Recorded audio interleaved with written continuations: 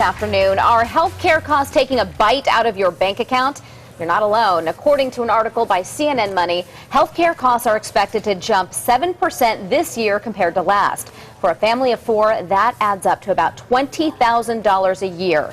While employers still pick up most of that tab, the burden on workers is increasing even faster. According to CNN, an average family of four paid more than $3,200 for healthcare costs, an increase of more than 9%. So we want to know how this issue affects you. Are healthcare costs eating up a bigger and bigger chunk of your budget?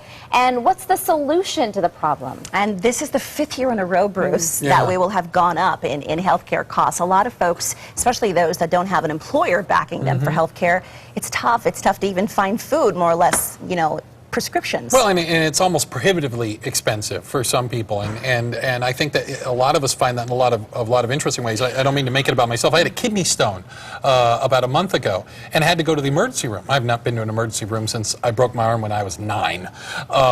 And my insurance, even through work, which we have good insurance, I think pays 70% of it. So I am a little concerned about the bill that I'm going to get for 30% of emergency room visit, because I know it ain't going to be cheap. So I can't imagine having to pay 100% of it. It can be thousands of dollars. Yeah, that just happened to us last week. We rushed our daughter to the ER, and the same thing. We're discharging, and they're like, guess what? Here's your bill for the first part. Yeah. And you say, is this insurance? Yeah, it's like, okay, right now we have to take care of this right now in the hospital. Wow. We're taking care of bills. And so for people who are uninsured, how are you able to do that? Yeah. Well, I don't think they are.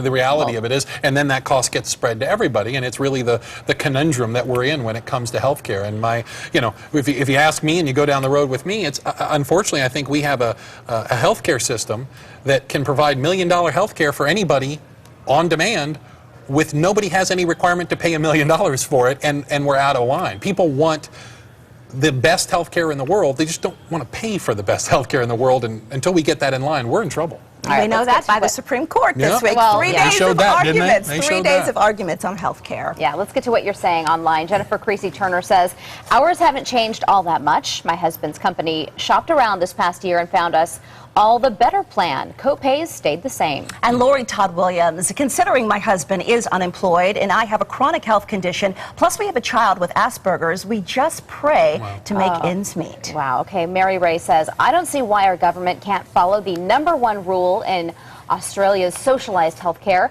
The insurance company is not allowed to make a profit on someone's health. Okay, here is how Scott Jenkins determines that we should fix this. Have big business pick up the tab, especially the ones that are really automated or have a huge volume of sales. Leave the mom and pop stores alone. Hit the corporations for the largest part. But of course, they're not going to like that. Right. Well, and guess where they pass the cost on to, if you haven't figured out that. Right. They taught me that on the first day of Econ 101, how the trickle-down works. Trickle down. Well, it's not too late to get in your question.